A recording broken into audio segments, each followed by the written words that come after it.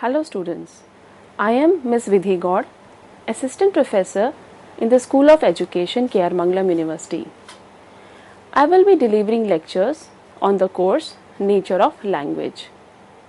The session aims to provide an understanding with what is the nature of language, what is the function of language, what is the nature of human language, and examine in what ways human language is different from other animal system of communication. On the completion of the course, the students will be able to examine the different aspects of language, analyze the design features of language in comparison to human and animal communication of language. They will also examine the various theories dealing with its origins and how linguistics is a scientific study of language. Language. It is not easy to define language. The commonly used definition is language as a means of communication, or grammarians often define language as a pairing of a lexicon and set of rules of syntax.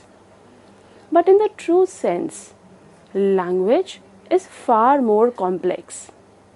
The use of language is an integral part of being human, and yet we don't pay any conscious attention that how our use of language is so spontaneous and natural. But still, we need to make a sustained effort to explore the nature and structure of language. A unique facility called language sets us apart from other creatures, helps us to respond to our environment, and above all, enables us to reflect on the very essence of our being. Language is a medium of communication. Being social animals, we continuously transfer our messages and ideas to other beings, which can be possible through some medium, which is language. It helps us to share our ideas and views, information which makes this world work. We need the language every time, even when we are alone. Language seems to be a highly developed form of animal signaling. But how and when did we start to talk? No one knows exactly how language originated, and because of this, there is no dearth of speculations about the origins of human speech. Let us briefly consider some of these. Origin of language. The divine source theory, which includes divine gift, goddess Saraswati. The theories of the origin of language propose that language was of divine origin. According to them, the man was created, and at the moment of his creation, speech was provided to him as a divine gift. According to Hindu tradition, the language came from the goddess Saraswati. In most religions, there appears to be divine story to tell about the origins of its language. The next origin of language theory is the natural sound source theory, onomatopoetic or echoic or bow-bow theory. They all are same. Another view of the origin of human speech is based on the concept of natural sounds. This theory suggests that first words were imitation of the natural sounds which early men and women heard around them. All languages have some words which seem to echo naturally. Occurring sounds could have led to this theory. Cuckoo, bang, buzz, hiss, bow bow, etc. are some examples from English. Mueller proposed this theory as Bow Wow theory, which also referred to as the onomatopoetic or echoic theory. The next theory is Poo-poo theory, which includes probably expressions of emotions. The sounds have taken out through the nose or mouth. Darwin proposed that there is only a difference in degree between the language of man and the cries of animals. According to him, man's language, like the man himself, came from a more primitive form, probably expressions of emotions. For example, the sounds have taken out through the nose or mouth. The next theory is ding-dong theory. With a particular sound created by the struck by a solid body, the man gives a particular response. Mueller proposed that there was a mystic correlation between sound and meaning. With a particular sound created by the struck by a solid body, the man gives a particular response. So this is known as ding-dong theory. As discussed, you have seen that it is a big puzzle as to how language began. Language must have evolved because humans needed it to spread information among members of the group, convey emotions and feelings, and maintain social contact on a friendly level. So let's understand the language in more detail. Language. Language is that system by which sounds and meanings are related. This definition is given by Fromkin and Rodman in 1974. Language means and includes sounds which have meaning for us. For example, if I say or make the sound of k, you will immediately be able to make a symbol and try to make out meaning out of it. And students, the sound k has symbol in Hindi and English. But if I give the sound r, we have a symbol for Hindi but not in English. But has three sounds: b, a, t. Is a conjunction in English, whereas the Polish use this term to indicate shoe. Likewise, sugar is used to indicate a sweet flavor in English, whereas in Romanian the sugar word is used for the baby age 0 to 12 months.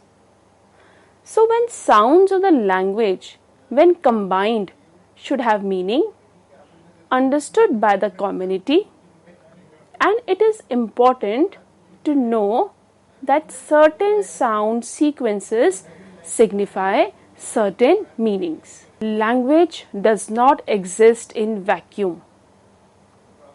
There are stages of language acquisition such as cooing and babbling, so on and so forth. There are complexities of ideas which occurs through the social and cultural system. Language does not exist in vacuum. Yes, language has an unquestionable link with human needs. Even a small infant expresses its need through voice, which we call the stage of cooing and babbling during the stage of language acquisition. Language gets complex with the complexity of ideas perceived through the social and cultural system.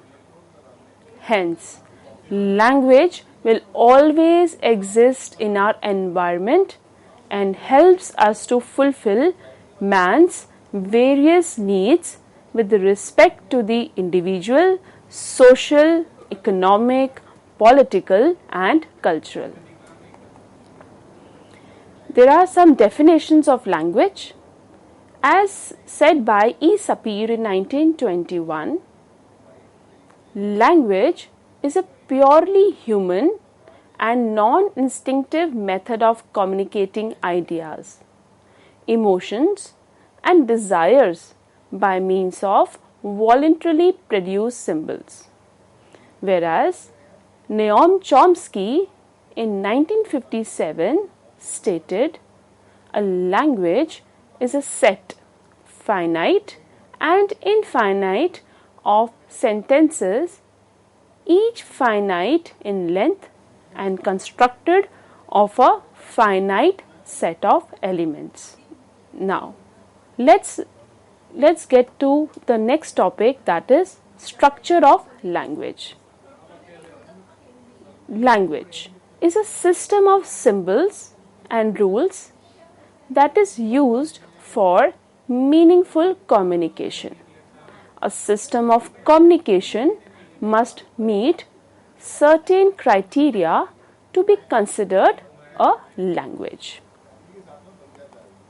The first criteria is language uses symbols. A language uses symbols which are sounds, gestures or written characters that represent objects, actions, events and ideas. Symbols enable people to refer to objects that are in another place or events that occurred at a different time. The next criteria is language is meaningful. A language is meaningful and therefore can be understood by the other users of that language. The next criteria is language is generative. A language is generative, which means that the symbols of a language can be combined to produce an infinite number of messages. Knowledge of language also means that we should know different sound combinations, which means knowledge of the permissible sound combinations and the position in which these sounds can occur in the word. So this is known as language is generative. When a speaker of one language encounters a word which has a different sound combinations than that which is permissible in his or her language, she or he will in all probability mispronounce that word. Also, one should know how to combine the words to form phrases and further to be able to combine phrases to form sentences. It is the creativity of the human being who can utter an infinite number of sentences that he or she has never spoken or heard before. So the next criteria of the language is language has rules. A language has rules that govern how symbols can be arranged. These rules allow people to understand messages in that language, even if they have never encountered those messages before. Let's take some example of alphabets English. CLAPSE. So the place clasp, clap, clap, laps, pace, lace, slap. These words are most probable words which we could make in English language. But words such as pace, place, yelps, etc. are not possible words in English, and also they are looking a weird words to our ears. Similarly, Ram to Sita gave the flower is also a wrong formation of English language. So this is one of the concept which of the alphabet from English. Hence, it is important to follow the language rules in order to make the language intelligible. In order to understand the language more deeply and scientifically, we need to grasp the knowledge of the language system, which includes phonemes, morphemes, phonology, phrases, sentences, for example, that is syntax, and meaning, that is semantics. But before that, the big question on which put focus on, is language unique to humans? Is it fundamentally different from animal communication? What is language anyway? So in order to get at the big question, we need to talk about the Charles Hockett. He has written in his book The Origin of Speech in 1960, which talks about the smaller question about what are the properties of human language, which are shared by other communication systems. And in Hockett's days, not much known about the sign languages. Hockett's proposal. Design features characterize language, distinguish it from other communication system. System must have all 9 features to be language. There have been several attempts to determine the defining properties of human language, and different lists of features can be found by different writers. There are 9 features which have been listed out here, but out of 9, there are 6 core features which are described how they are manifested in human language. We have also shown how these features are uniquely a part of human language and unlikely to be found in the communication system of other communication systems. Let's just discuss the features one by one. Design features of human communication.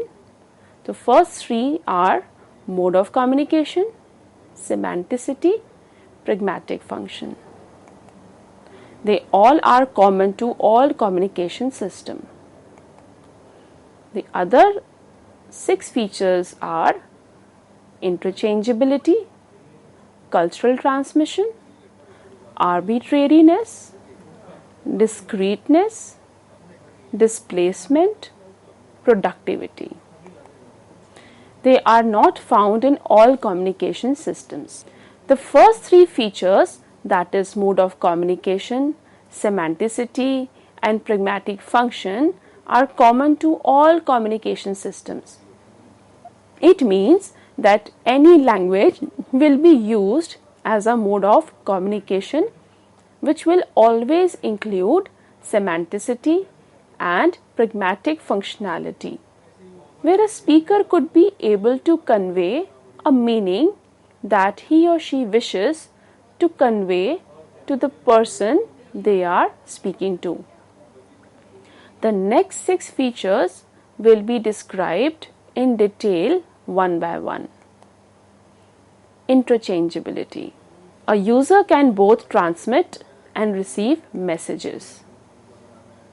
Not all communication display this flexibility. This feature means that all members, male or female, of the species can both transmit and receive messages. This feature is true in human communication, where any speaker, sender of a linguistic signal can also be a listener or receiver. A user can both transmit and receive messages, but this is not the case with animal communication. Their calls are not interchangeable between the sexes. Not all communication display this flexibility. For example, silkworm moths, whistling moths, and bee dance. Let's understand these examples in detail. Only female moths can secrete chemicals which produce skills, whereas only male moth makes whistling territorial sounds. Also, in the case of bees searches widely for food or provisions through bee dance, and bird songs are only performed by the male bees. So we can see their tasks are not interchangeable and they are not communicating to interchange their messages. The next feature is cultural transmission. In this, we are going to talk about nature versus nurture, innate versus learned, generation to generation, exposure, and environment.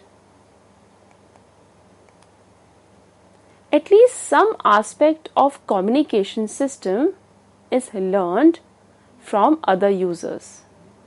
Human beings are programmed to acquire language, which is an aspect of the innateness of language, that is nature. But the acquisition could be done with the exposure of language, that is nurture. And language is handed down from one generation to another. This can be described as cultural transmission. In human language, if a child is brought up in isolation, then it would be difficult to acquire a language. Whereas in animal communication, a far greater proportion of communication is genetically inbuilt. It has been seen where cultural transmission may vary in animal communication. We'll discuss more about cultural transmission and other features in the next session. Till then, thank you.